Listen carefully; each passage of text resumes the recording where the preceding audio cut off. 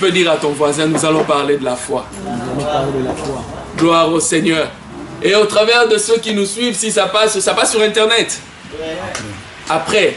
En tout cas, soyez bénis au travers de ce message. Les corps du Christ, nous avons besoin d'écouter le message du Seigneur, surtout sur la foi, pour que nous soyons un peuple, une église influente, chacun dans le niveau, dans les domaines, chacun dans l'environnement, chacun dans le milieu qu'il fréquente. Nous voulons briller pour le Seigneur. Et une des clés importantes pour cela, il faut la foi. Je voudrais vraiment attirer votre attention. Je n'aurai à parler que pendant, je pense, 45 minutes. Hein. Donc, si vous êtes ouverts, si vous ouvrez vos cœurs, Dieu va déposer quelque chose d'important. Et vos vies ne seront plus les mêmes. Le Seigneur, pendant son ministère ici-bas, il s'est déployé. Il a pris du temps, il a donné ce qu'il fallait pour que, après lui, ceux qui allaient continuer le ministère, les apôtres, soient totalement dévoués à Dieu, soient totalement consacrés à Dieu. Dieu leur a accordé du temps. Et le Saint-Esprit vous accorde du temps. Parce que Dieu compte sur vous. Dieu, dans son projet, quelque part, Dieu vous a positionné. Ne regardez pas à ce que vous êtes aujourd'hui, mais regardez à Dieu, parce que Dieu ne fait pas les choses au hasard. Dieu, quand il vous a appelé, il a un but, il a un objectif. Il sait à quoi vous allez servir. C'est pourquoi le Seigneur prend le temps de vous préparer. Et quand le moment sera venu, le Seigneur comptera sur vous pour faire avancer le royaume des dieux. Amen. Amen. Donc, je voudrais nous parler, nous entretenir sur la foi. Vous savez, la Bible dit dans Hébreux chapitre 11, verset 6, « Sans la foi, il est impossible d'être agréable à Dieu. » Est-ce que vous vous posez la question, quels sont les éléments, quel type de vie devons-nous mener? Quels sont les choix que nous devons faire? Qu'est-ce que je dois réellement faire pour que je sois agréable à Dieu? Et une des réponses est donnée dans ces textes que nous lisons dans Hébreux chapitre 11, verset 6. La Bible nous dit ceci, nous commençons au verset 5. « C'est par la foi qu'Enoch fut enlevé pour qu'il ne vit point la mort et qu'il ne parit plus parce que Dieu l'avait enlevé. Car avant son enlèvement, il avait reçu le témoignage qu'il était agréable à Dieu. Or, sans la foi, il est impossible de lui être agréable. Car il faut que celui qui s'approche de Dieu croit que Dieu existe et qu'il est le rémunérateur de ceux qui les cherchent. » Amen. Amen. Car il est impossible pour quiconque qui s'approche de Dieu, qui n'a pas foi en Dieu, qui ne croit pas en Dieu, de lui être agréable. Donc chaque fois que tu marches avec le Seigneur, chaque fois que tu t'approches de Dieu, chaque fois que tu apparais devant le Seigneur, quand tu n'as pas la foi, Dieu te regarde et te dit, il se dit en lui-même, est-ce que je peux lui communiquer ce que j'ai? Est-ce que je peux lui dire ce que je veux faire avec lui? Est-ce que je peux lui transférer, je peux lui dire ce que je compte faire avec lui? Et quand Dieu ne rencontre pas la foi dans ton cœur, Dieu sait que tu n'y arriveras pas. Or, bien-aimé, Enoch dont la Bible parle ici, c'était un homme comme toi et moi. C'était un homme qui avait cru en Dieu. Et comme il avait cru en Dieu, il avait donné son cœur à Dieu. Il est devenu agréable à Dieu. Nous allons parler ici, bien-aimés, de la foi. Et dans ces textes que nous venons de lire, je voudrais ressortir deux aspects, deux éléments qui vont nous aider aujourd'hui à affermir notre foi. Deux éléments qui vont nous pousser, si nous avons abandonné la foi, si nous n'avons plus fait référence à la foi, que désormais nous puissions nous arrêter pour demander à Dieu de nous accorder la foi. Car celui qui n'a pas la foi peut demander à Dieu et Dieu lui accordera la foi. Il s'agit de la fermeté et de l'assurance. Bien-aimé, je voudrais t'exhorter ce matin. Tu es enfant de Dieu, tu es né de Dieu, tu as donné ta vie à Dieu. Mais il te sera difficile d'être heureux dans cette marche avec le Seigneur. Il te sera difficile de remporter des victoires s'il te manque la foi. Je me souviens, un matin, j'étais en train de prier. Je priais le Seigneur et à un moment donné, je sentis comme si le Seigneur me disait, maintenant arrête-toi. Regarde dans ton cœur. Examine-toi pour savoir réellement dans ton cœur si tu as la foi en moi. C'est-à-dire que si réellement tu me fais confiance. Bien-aimé, est-ce que tu fais réellement confiance en Dieu? Ou bien tu viens à l'église, de venir à l'église est devenu une habitude. Parce que dès ton enfance, comme les enfants sont là, les parents les amènent à l'église. Alors tu as grandi dans cette habitude. Chaque dimanche, tu viens à l'église. Mais est-ce que tu as réellement confiance en Dieu? Est-ce que tu peux te dire, quelles que soient les circonstances, les situations que je peux rencontrer dans ma vie, je garderai la confiance en Dieu. La foi, c'est avoir confiance en Dieu. La foi, c'est croire que ce que Dieu dit, il va le faire. La foi, c'est quand tu regardes aux circonstances tout autour de toi, et là, tu te rends compte qu'avec ce que tu as, avec ce que tu possèdes, tu ne peux pas arriver au but. Mais tu lèves le regard au-delà de ce que tu as. Tu lèves le regard au-delà des obstacles qui sont devant toi. Tu lèves le regard au-delà de ta situation que tu vis actuellement, au-delà de la maladie qu'il y a dans ton corps, et tu crois que Dieu est à mesure de me guérir. Combien de fois nous avons été confrontés au diagnostic de médecins. Je me souviens d'une sœur, après examen chez la gynécologue, un gynécologue lui dit, tu ne pourras pas enfanter. Tu auras du mal. Combien de fois les médecins ont fait tomber des verdicts, des diagnostics, en disant, tu ne seras pas guéri. Cette maladie va t'amener à la mort. Et il a fallu à ces gens à qui on avait dit ces choses qu'ils aient confiance en Dieu.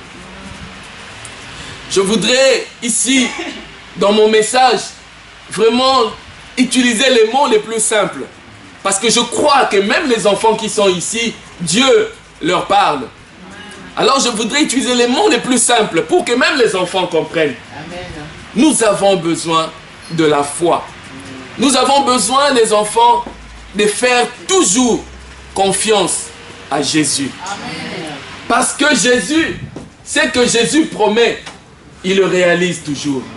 Amen. Amen. Pensez à cette femme qui avait une perte de sang pendant 12 ans. Cette femme qui avait dépensé tout son argent, toutes ses économies. Cette femme qui n'arrêtait pas, dès qu'elle entendait qu'aux États-Unis, il y a un spécialiste qui peut guérir de ce problème, elle a couru vers les États-Unis. Dès qu'elle apprenait qu'aux États-Unis, elle a vu aux États-Unis, on n'a pas réussi à résoudre son problème, et qu'elle apprenait en Afrique du Sud, il y avait un médecin qui proposait des solutions pour ce genre de maladie. Elle courait vers l'Afrique du Sud et il n'y avait jamais de solution. Jusqu'à ce qu'un jour, cette femme a rencontré Jésus. Je veux être pratique avec vous. Je veux être vraiment pratique. Et même à la fin de mon message, nous allons prier. Je veux prier pour vous. Et je crois que Dieu est capable de tout accomplir. Amen. Amen. Amen. Alors, quel que soit le problème que tu as, ce matin, le Seigneur t'apportera la réponse. Amen. Nous avons été pendant une période, on a reçu à la maison, j'ai reçu ma belle-sœur qui habite les États-Unis. Elle est venue à la maison pour les vacances. Et 2-3 jours après, elle avait ses règles. Et elle perd, quand cette période arrive, elle perd tellement de sang. En fait, elle avait une leucémie. Amen. Elle avait un cancer de sang. Et c'est arrivé pendant ses vacances ici en Belgique. C'est la première fois que je vivais des choses aussi terribles dans ma maison. On a appelé les ambulanciers qui sont arrivés, on l'a prise, on l'a amenée à l'hôpital. On est allé à l'hôpital avec elle, on a remis du sang. Et finalement, on a dit, il fallait qu'on l'opère. Il fallait qu'on lui fasse, que l'on opère et qu'on lui fasse une greffe de moelle. Amen. Amen. Mais ici, ça allait coûter tellement cher. Elle est retournée aux États-Unis. Et aux États-Unis, on a décidé d'enlever l'ovaire. Et ils l'ont fait. Et après, il fallait qu'on fasse une greffe de moelle épinière. Il fallait trouver quelqu'un qui était compatible avec elle. Alors en ce moment-là, on fait appel à toute la famille. On fait appel à mon épouse, à ses frères et sœurs. Et j'ai dit à mon épouse, tu ne vas pas aller seul, je veux t'accompagner. Donc nous sommes allés aux États-Unis avec elle pour aller assister cette sœur. Il fallait faire des tests, trouver qui était compatible avec elle. Mais nous savions que c'était une preuve pour elle, pour la famille. Parce que Satan s'était levé. Frère, sœur, à partir du jour où tu as reçu Jésus, tu as remarqué que même les choses qui pouvaient être bien faciles pour toi sont devenues difficiles. Parce que le prince de ce monde, tu es devenu contre lui. Tu n'es plus dans son camp. Tu es dans le camp de Dieu. Amen. Alors les difficultés, les obstacles s'élèvent. Si Satan a osé s'en prendre à Jésus. Vous vous souvenez, pendant le jeûne de Jésus, Satan lui a dit, si tu te prosternes devant moi, il a proposé un certain nombre de choses à Jésus pour gagner Jésus. Amen. Et gloire à Dieu, ce n'était pas possible. De même, Satan vous a proposé des choses, vous avez dit non. Et à force de dire non, maintenant il dit, je veux m'attaquer à vous pour vous détruire. Je veux détruire votre santé. Et vous savez, des fois, quand nous vivons des situations très difficiles, nous prions Dieu, nous demandons l'aide du Seigneur. Et quand le Seigneur traîne, et bien souvent les gens abandonnent Dieu, se tournent vers d'autres. C'est pourquoi Satan, de fois, propose des difficultés dans vos vies, pour que vous puissiez, le but, l'objectif, vous puissiez vous détourner de Dieu.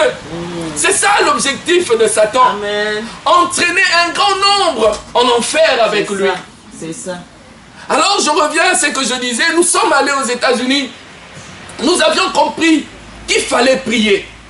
Alors nous sommes allés et nous avons instauré dans cette famille une vie de prière. Nous prions matin, midi et soir.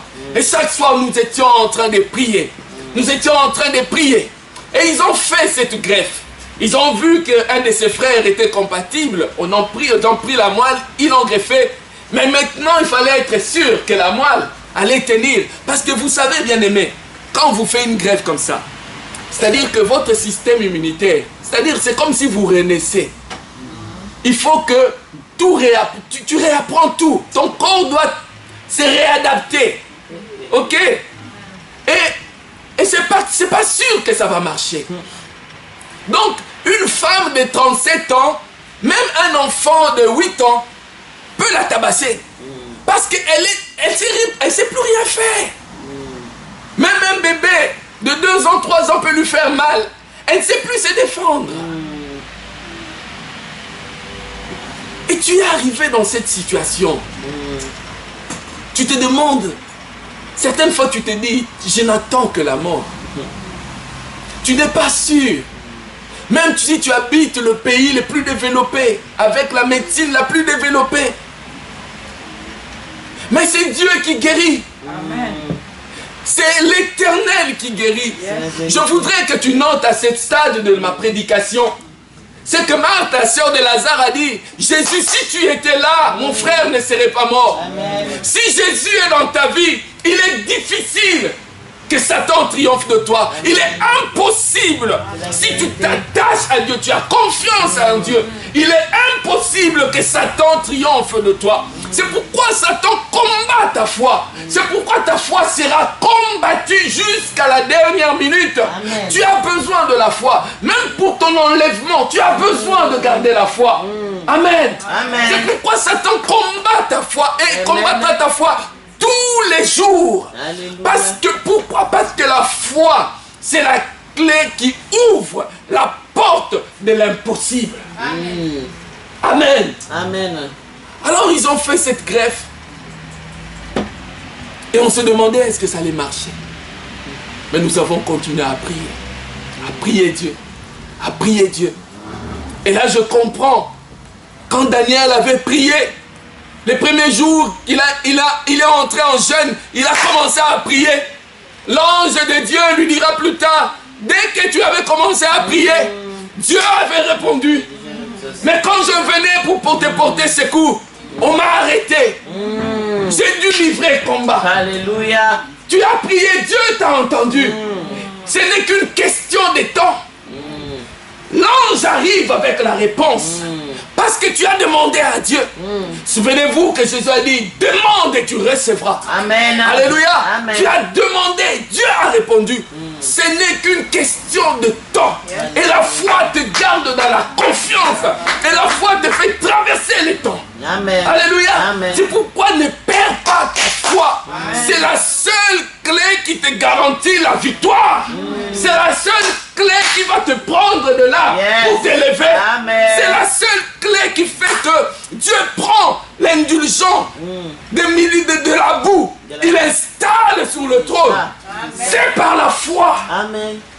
Amen. Amen. C'est par la foi. Alors je vais écourter cette histoire. Et alors que nous étions en train de prier et d'agir, la sœur est tombée gravement malade. Elle a commencé à faire des fièvres 40, 41. Des fièvres extraordinaires. On était paniqués. Alors que, en ce moment-là, ces fièvres, c'était un signe que la moelle commençait à prendre. Amen. Alléluia. Amen. À l'heure où je vous parle, elle a été totalement guérie. Amen. Totalement restaurée. Amen. Alléluia. Gloire à Dieu. Totalement restaurée. Totalement restaurée. Totalement restaurée. Les exemples ne sont pas que dans la Bible. Beaucoup voient la main de Dieu. C'est la vérité. Beaucoup vivent. C'est la vérité. La gloire de Dieu. C'est la vérité. Beaucoup. Lazare, on l'a enterré. On a dit c'est fini pour Lazare. Mais on est venu dire à Jésus, c'est lui que tu aimes. Lazare que tu aimes tant est malade. Jésus a dit, cette maladie ne mène pas à la mort. Jésus prend son temps. Jésus sait. Il ne peut pas te laisser. Mais il sait quand il va arriver. Amen. Il sait quand il va intervenir dans ta vie. Bien souvent, il le fera pour sa gloire. Alléluia. Il le fera pour que les gens voient qui est Dieu. Alléluia. La Bible dit, alléluia. Lazare est mort. À ce moment-là, les villageois sont venus. Tous étaient là pour pleurer avec la famille. C'est en ce moment-là que Jésus choisit d'arriver. C'est en ce moment-là que Dieu a décidé de venir. Et il est arrivé à la porte de la ville. On est venu le dire à la famille que Jésus est là. Les deux sœurs ont couru vers Jésus pour dire à Jésus, si tu étais là, notre frère ne serait pas mort. Je veux te dire ce matin, Jésus est là. Amen. Je veux te dire que tu ne mourras pas. Je veux te dire que tu n'échoueras pas. Je veux te dire que tu réussiras. Je veux te dire que tu seras heureux. Je veux te dire que ta mort ne sera pas précipitée. Je veux te dire que personne ne touchera à ta vie. Parce que Jésus est là. Jésus est là. Il est là. Alléluia. Jésus arrive. Seigneur. Il y a Marthe. Marthe, je suis la résurrection et la vie. Oui, Seigneur, je crois que les morts seront ressuscités. Je dis non, je ne te parle pas de ce qui va arriver. Je te parle de maintenant. Alléluia. Elle ne comprenait toujours pas. Et Dieu dit, où l'avez-vous enterré? Où avez-vous enterré?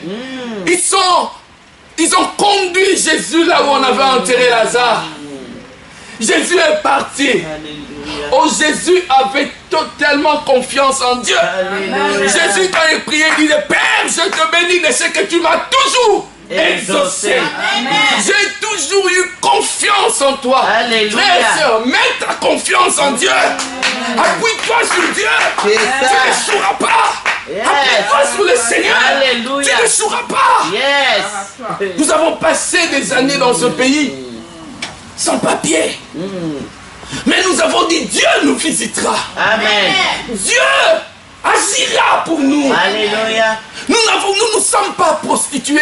Nous n'avons pas abandonné Dieu. Nous n'avons pas été dire n'importe quoi. On est resté ferme, attaché à Dieu. Alléluia. En disant à Dieu, si tu nous as amenés ici, tu prendras soin de nous. Amen. Si Dieu t'a amené ici, il prendra soin de toi. Il prendra soin de toi. Attache-toi à Dieu. Alléluia. Attache-toi à Dieu. Les parents, je vous dis, pour vos enfants, vous avez besoin d'avoir la foi en Dieu. Pour que ces enfants grandissent, pour que ces enfants terminent leurs études, pour que ces enfants ne se donnent pas à la drogue, ne deviennent pas de voyous, de bandits, pour que ces enfants arrivent à être des gens qui béniront ce pays. Vous, parents, vous avez besoin de la foi en Dieu. Pourquoi? Parce que Dieu dit à Abraham, il dit à Abraham ceci, je te bénirai et je bénirai ta postérité. Quand Dieu te bénit, il ne se limite pas à toi. Alléluia. Dieu bénit toujours et bénit la postérité. Amen. Alléluia. Yes. Parce que moi, je peux être content et heureux. Dieu m'a sauvé. Mais quand je regarde mes enfants, rien ne va. Ma joie n'est pas pleine. Elle n'est pas parfaite. Oh, Dieu veut que j'ai une joie parfaite. Et quand je regarde mes enfants, je vois la gloire de Dieu dans mes enfants. C'est pourquoi vous faites bien de les amener à l'église. Vous savez ce que nous sommes en train de faire ici, c'est un mystère. Ça n'a rien à voir avec la science humaine, c'est un mystère. Amen. La parole ici, ce sont des semences qui sont d'être implantées dans la vie de vos enfants. La grâce de Dieu qui est ici est en train de les couvrir. Ils ne grandiront pas comme n'importe quels enfants. Amen. Vous comprenez pourquoi vous devez faire confiance en Dieu? Parce que ce n'est pas seulement pour vous, mais même pour vos enfants. L'alliance que vous faites avec Dieu, que vous avez faite avec Dieu par la foi, vous l'avez faite pour vous et pour vos descendants. Alors ça demande du sérieux. Ça demande du sérieux.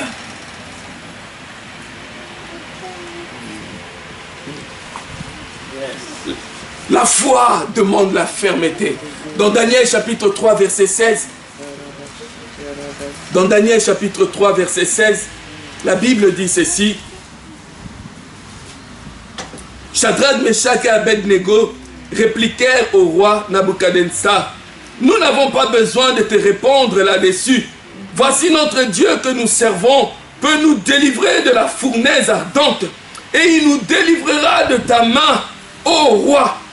Sinon sache, ô roi, que nous ne servirons pas tes dieux et que nous n'adorerons pas la statue d'or que tu as élevée. Amen. Ici, on est dans une situation, une période où le peuple de Dieu est amené en esclavage à Babylone, où le roi Nabuchodonosor instaure un système où les gens doivent se prosterner et adorer une statue qui venait de faire construire. Il voudrait que le peuple d'Israël, le peuple de Dieu, abandonne Dieu, se détourne de Dieu pour adorer notre Dieu. Vous savez, ça n'a pas changé. Satan fait tout pour que vous puissiez vous détourner de l'Éternel, pour adorer d'autres dieux, pour adorer Mammon, pour adorer les dieux de Baal, pour adorer les dieux de l'Union européenne, pour adorer les dieux des Astartés, pour adorer, je ne sais pas, en fait, tout celui à qui tu donnes la place de Dieu devient Dieu dans ta vie. Et c'est ce que Satan fait, te détourner de Dieu. Mais au travers de la vie de ces trois jeunes personnes, ils ont accepté, ils ont dit, même si tu nous jetais dans la fournaise, C'est ça. notre Dieu est capable de nous délivrer. Amen. Sache que nous n'allons pas nous incliner devant tes dieux. Est-ce qu'on est arrivé à ce niveau de foi? Pose-toi un peu la question. Est-ce que tu es arrivé à ce niveau de foi? Même quand on veut t'arracher la vie, tu dis gloire à Dieu. Si vous devez prendre ma vie, prenez-la. Mais je ne me prosternerai pas. Je n'abandonnerai pas Dieu. Vous savez, ici on remonte dans le temps à l'Empire babylonien. Mais ça se passe de nos jours. Vous savez, à la prise avec ces gens de l'État islamique qui, en prenant une partie, les chrétiens en Syrie, il y a une partie de la Syrie qui est habitée par les Yézidis, je crois, on les appelle comme ça, ce sont des chrétiens.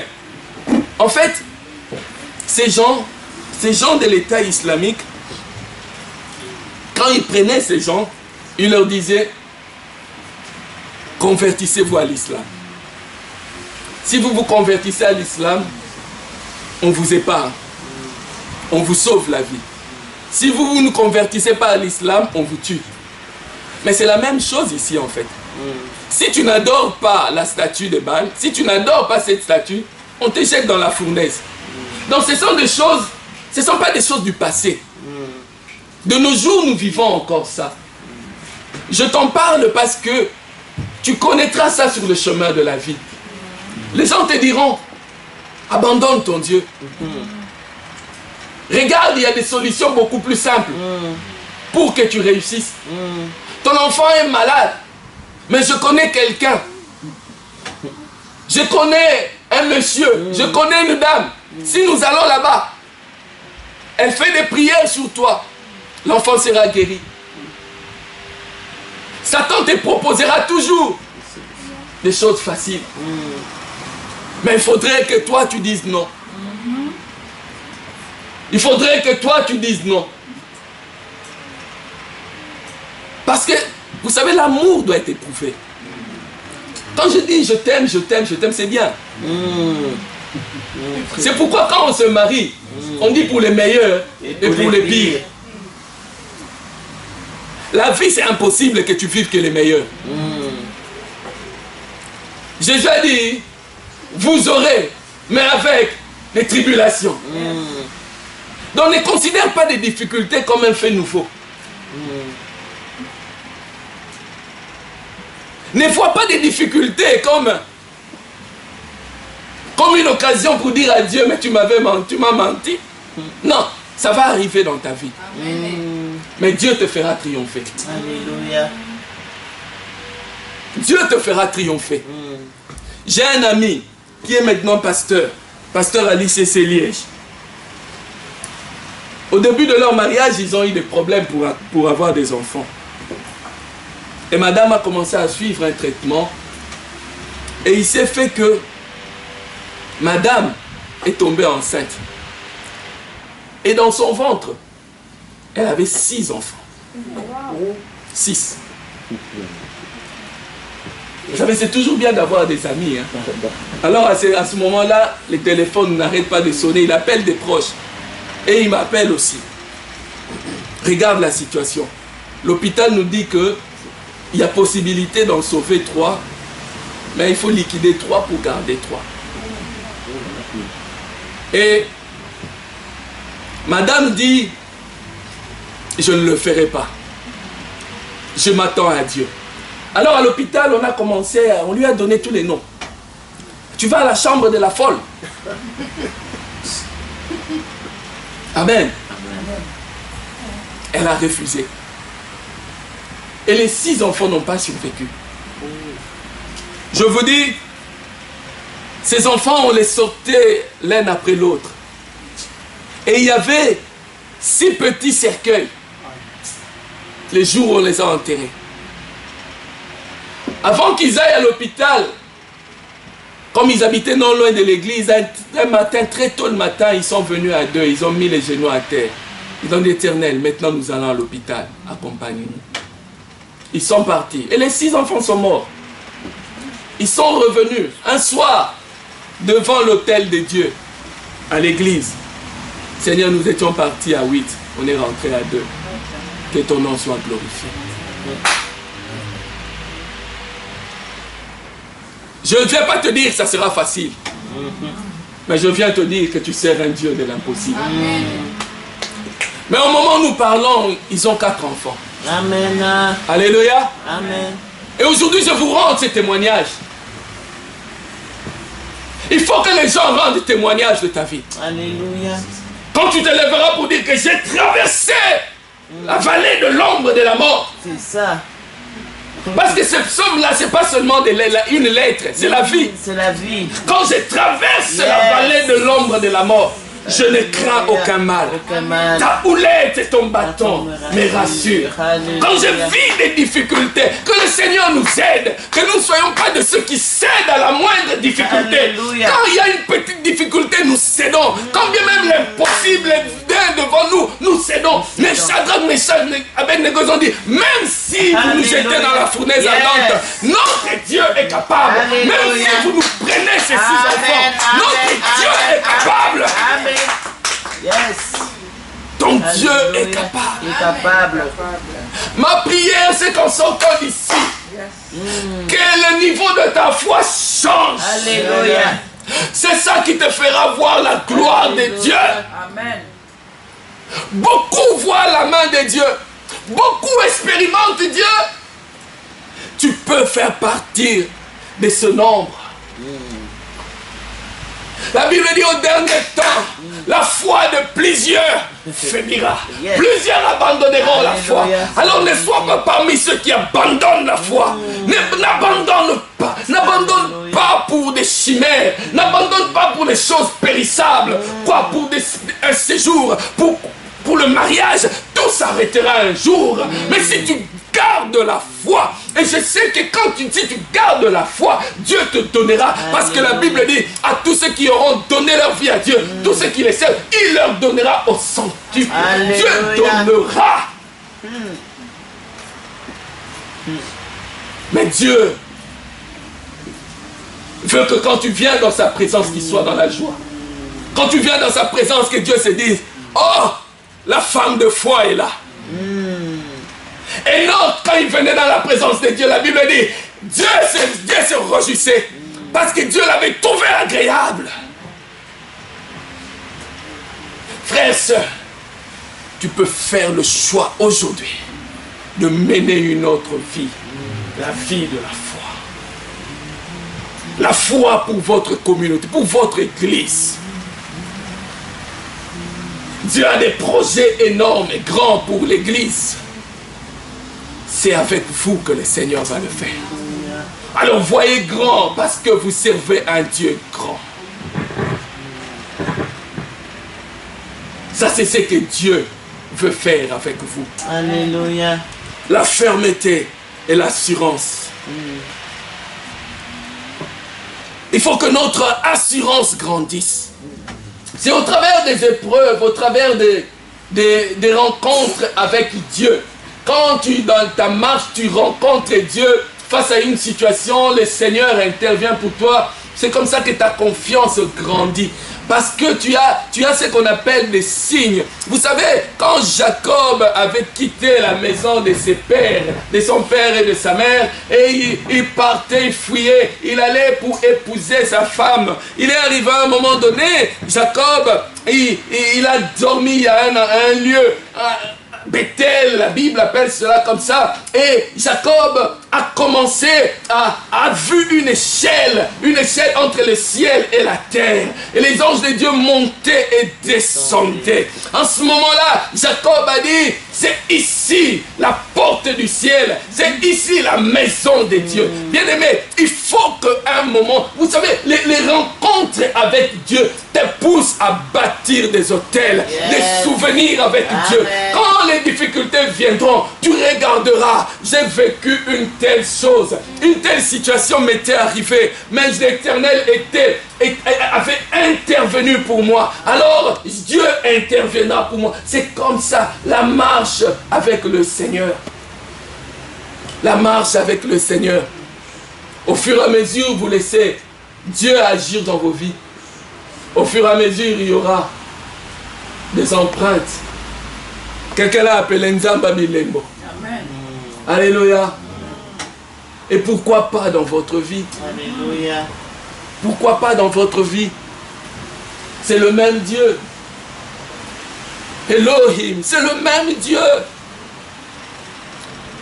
Et ce midi que le Seigneur nous donne d'avoir une autre dimension de la foi.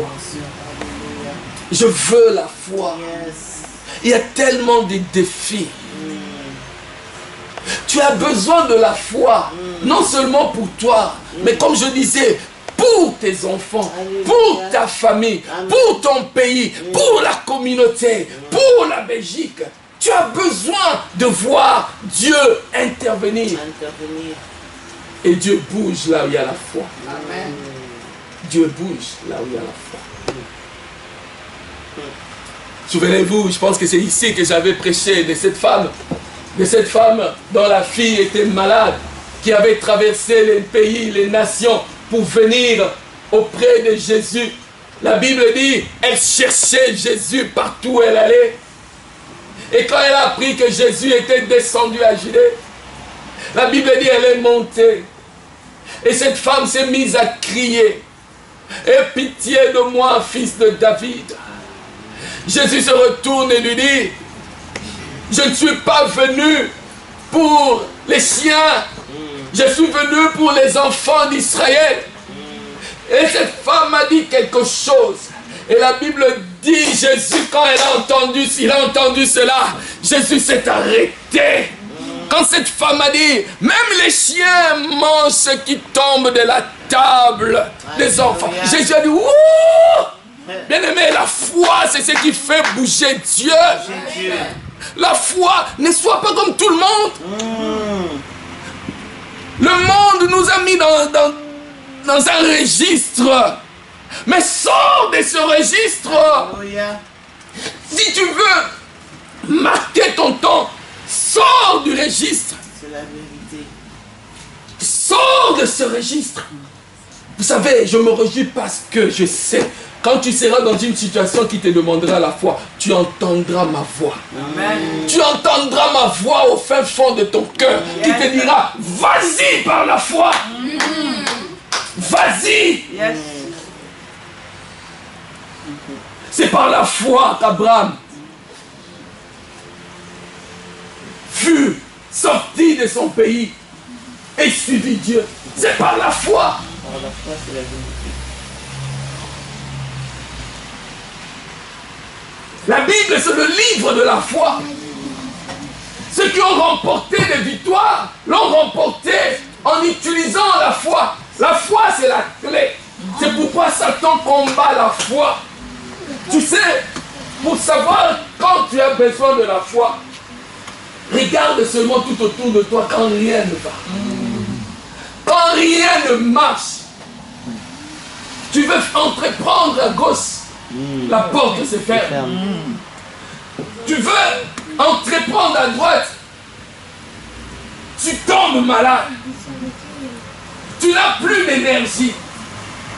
Tu veux faire les choses comme tout le monde fait. Tu veux te lancer dans un projet de mariage. Mais ça n'aboutit pas. Quand tout semble ne pas aller, tu as besoin de la foi. Alléluia. Amen. Et la foi, tu ne vas pas aller acheter ça au supermarché. Demande à Dieu. La Bible dit, si tu as la foi comme une petite graine de sénévé, tu diras à cette montagne, jette-toi dans la mer. La foi en Dieu te fera réussir. Là où d'autres échouent, la foi en Dieu te fera réussir. La foi en Dieu t'amènera dans des niveaux que tu n'imagines pas. La foi en Dieu fera que le rêve de Joseph deviendra réalité. Amen. Joseph a eu un rêve. Ses frères et son père s'inclinaient devant lui. Joseph ne comprenait pas. Il ne savait pas ce qui allait se passer. Et Joseph, un jour, son père lui dit, prends ses affaires, apporte cela à tes frères. Joseph, il a pris, il a commencé à bâtir. Or, c'était le voyage vers son destin. Le voyage vers sa destinée. Oh, tu es venu en Belgique, peut-être que tu ne voulais pas ce pays. Mais quand tu as commencé à marcher, tu marches déjà vers ta destinée. Parce que Dieu sait où il veut t'amener. C'est ça. Dieu sait ce qu'il veut faire avec toi. Il n'y a pas de hasard. Pas d'hasard. La Bible dit, Dieu parle à Jérémie. Il dit à Jérémie, dès le ventre de ta mère, je te connaissais. Je t'avais consacré. Yes. Ces enfants que vous avez ici, Dieu sait ce qu'il va faire d'eux. Amen. Dieu sait ce qu'il va faire de vous, maman, Amen. papa. L'Éternel est son nom. Il n'échoue jamais. Jamais. Joseph a pris la nourriture. Il partait apporter cela à ses frères. Mais c'était le début d'un voyage vers la gloire. Alléluia. Plusieurs années plus tard, Joseph a vu. Le rêve est devenu réalité. Nous servons un Dieu vivant. Alléluia. Même si tu ne vois pas maintenant, garde confiance. La Bible dit, cette prophétie a un temps fixé. Si tu ne la vois pas, attends. Là. Elle s'accomplira. Yes.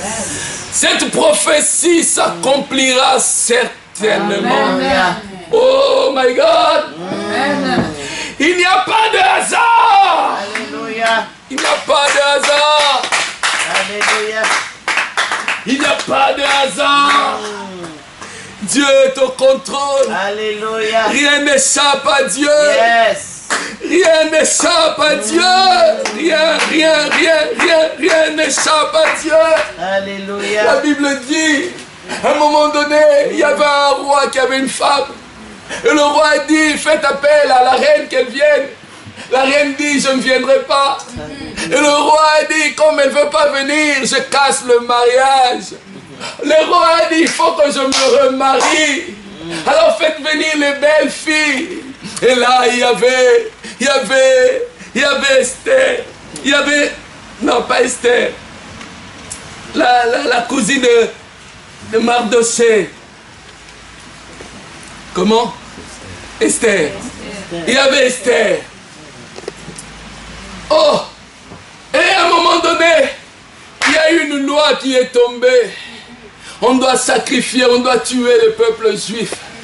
Oh my God! Alors, l'oncle d'Esther a dit, envoyez à moi Esther pour dire, il faut que tu prennes cette chose à cœur. Esther a dit, non, ça fait un temps que le roi ne fait plus appel à moi. Et le roi a dit, Esther, qui sait, c'est pour des moments comme ça que l'Éternel t'a établi roi, t'a établi reine. Yes. Bien aimé, il n'y a pas de hasard. Pas d'hasard. Nous sommes entre les mains de Dieu. Alléluia. Dieu nous conduit comme il le veut. Alléluia. Alors c'est pourquoi la Bible dit, bénis c'est Dieu pour toutes circonstances. Que tu n'es, que tu n'es pas béni, l'Éternel, parce que tu es en train de marcher et l'Éternel veille sur le pas du juste. Il n'y a pas de hasard. Il n'y en a pas. Il n'y en a pas. Il n'y en a pas. Un jour, Dieu appela Abraham. Il pria Abraham dans une région païenne. Dieu appela Abraham. Abraham ne connaissait pas Yahvé. Et il a appris à connaître l'Éternel en marchant. Et là, Abraham n'avait pas d'enfant. Abraham a voulu aider Dieu. Il a eu Ismaël. Mais Dieu dit, c'est pas Ismaël. Il y a eu Isaac. L'enfant qui est devenu, qui est né malgré les difficultés. Et après Isaac, il y a eu Jacob. Après Jacob, il y a eu Joseph. Et si vous suivez plus loin, vous verrez qu'un jour, de cette généalogie-là est né Jésus. Alléluia. Il n'y a pas de hasard. Amen. Dieu avait un plan. Et il avait décidé de commencer cela avec Abraham. Amen. Dieu a un plan pour ta vie. L'Éternel a des projets avec toi. Amen. Alors ne te néglige pas. Amen. Ne te suicide pas. N'abandonne pas.